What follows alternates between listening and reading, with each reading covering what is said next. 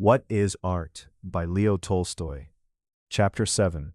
From the moment the upper classes lost their faith in church Christianity, beauty became their measure of good and bad art. That is, the pleasure art gives them.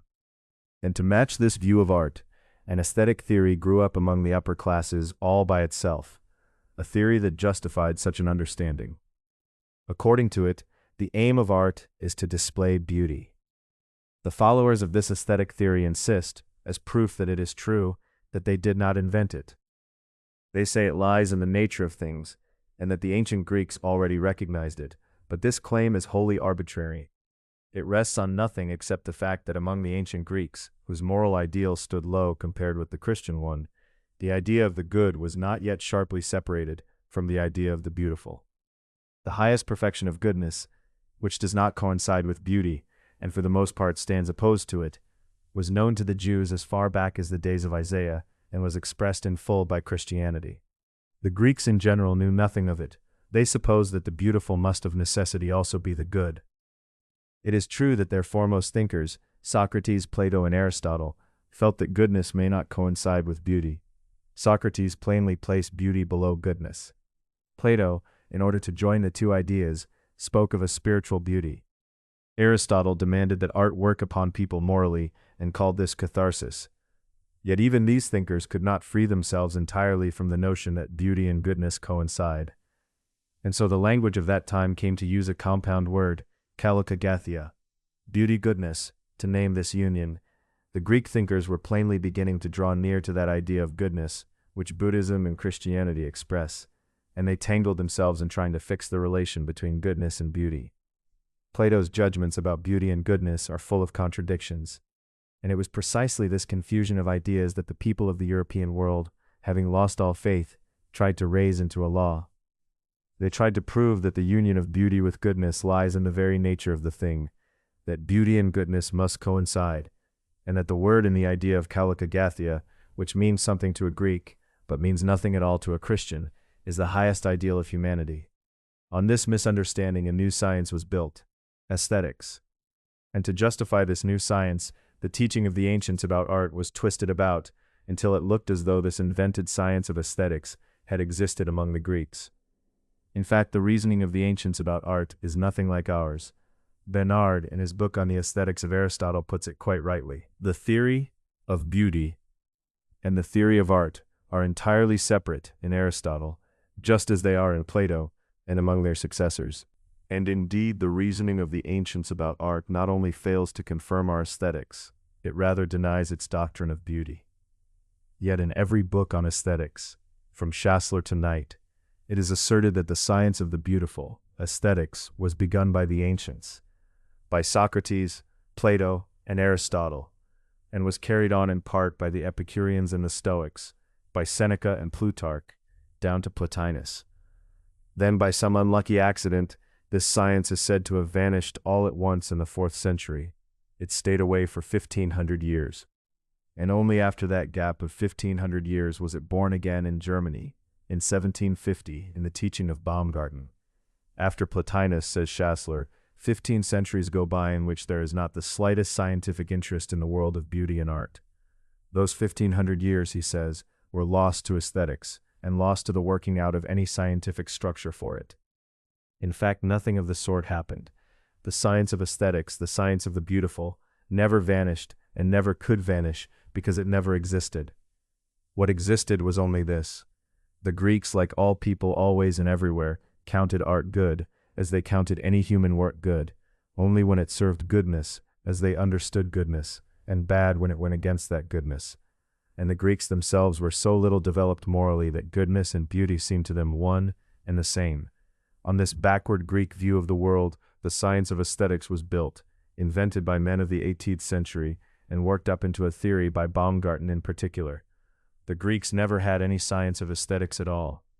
Anyone can satisfy himself of this by reading Bernard's excellent book on Aristotle and his successors, and Walter's book on Plato, Aesthetic Theories, and the very name of this science appeared about 150 years ago among the rich classes of the Christian European world, and appeared at the same time among different peoples, Italians, Dutch, French, and English. But the founder, The man who established it and gave it a scientific theoretical form was Baumgarten. With the outward pedantic thoroughness and symmetry that Germans have, he thought out this astonishing theory and set it forth. And no theory, for all its striking flimsiness, has ever suited the taste of the cultured crowd so well, or been taken up so readily and with so little criticism. It suited the taste of the upper classes so well that to this day, though it is entirely arbitrary and its claims are unproven, it is repeated by learned and unlearned alike as something beyond doubt and self-evident. Books have their fates according to the understanding of the reader. Theories have their fates in the same way. Their fate depends on the state of error of the society among which, and for the sake of which, they are invented.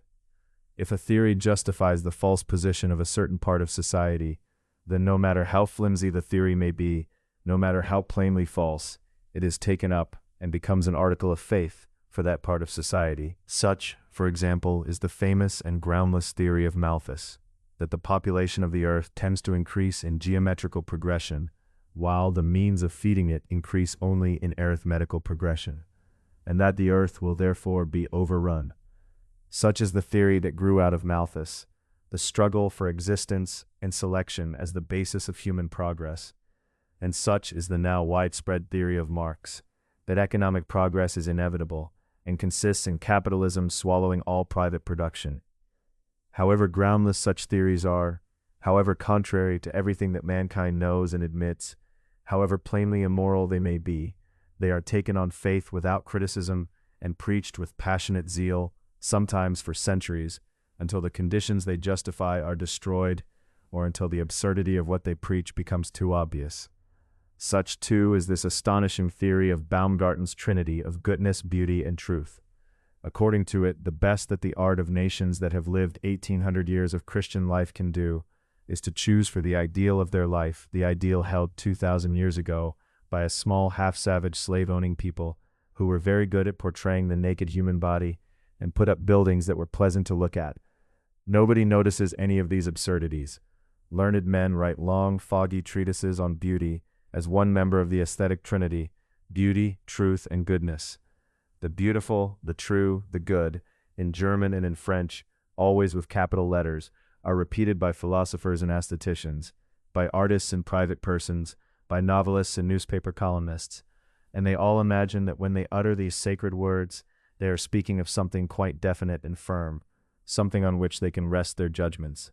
In fact, these words have no definite meaning at all. Worse, they prevent us from giving any definite meaning to the art we actually have. They are needed for one purpose only: to justify the false importance we grant to art which carries feelings of every kind, so long as those feelings give us pleasure. Set aside for a moment the habit of holding this trinity to be as true as the religious trinity. Ask yourself what we all always mean by the three words that make it up. You will see beyond doubt how utterly fanciful it is to join these three completely different words and ideas into one, ideas which above all cannot be measured against each other. Goodness, beauty, and truth are set on the same height, and all three are declared to be fundamental and metaphysical. In reality, there is nothing of the kind. Goodness is the eternal, the highest aim of our life. However we may understand goodness, our life is nothing other than a striving towards goodness, that is, towards God. Goodness is indeed a fundamental idea. It makes up metaphysically the very substance of our consciousness. It is an idea that reason cannot define. Goodness is what no one can define, and what defines everything else. But beauty, if we are not satisfied with words and speak of what we actually understand, beauty is nothing other than what pleases us. The idea of beauty does not coincide with goodness. It is rather the opposite of it, since goodness for the most part coincides with victory over our likings, while beauty is the ground of all our likings. The more we give ourselves to beauty, the further we move from goodness.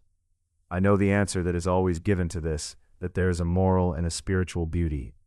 But that is only a play on words, because spiritual or moral beauty means nothing other than goodness. Spiritual beauty, or goodness, for the most part not only fails to coincide with what is ordinarily meant by beauty, but stands opposed to it. As for truth, it is even less possible to grant this member of the imaginary trinity any unity with goodness or beauty, or indeed any independent existence at all. By truth we mean nothing more than the agreement between the way a thing is expressed or defined, and the essence of that thing, or the agreement with the way all people understand it. What then do the ideas of beauty and truth on the one hand have in common with goodness on the other? The ideas of beauty and truth are not equal to goodness. They do not form one substance with goodness. They do not even coincide with it. Truth is the agreement of an expression with the essence of a thing, and it is therefore one of the means of reaching goodness. But truth in itself is neither goodness nor beauty, and does not even coincide with them. Socrates and Pascal, for instance, and many others, held that knowing the truth about unnecessary things does not agree with goodness. And with beauty, truth has nothing in common at all. For the most part, it stands opposed to beauty, because truth, by stripping away deception, destroys illusion, and illusion is the chief condition of beauty. And this arbitrary joining of three ideas which cannot be measured against one another, and which are foreign to one another, became the foundation of that astonishing theory in which the difference between good art and bad art was wiped out entirely, the difference between art that carries good feelings and art that carries evil ones. And one of the lowest expressions of art for pleasure alone, the very thing that all the teachers of mankind have warned us against, came to be counted the highest art of all. And art ceased to be the important matter it was meant to be, and became an empty amusement for idle.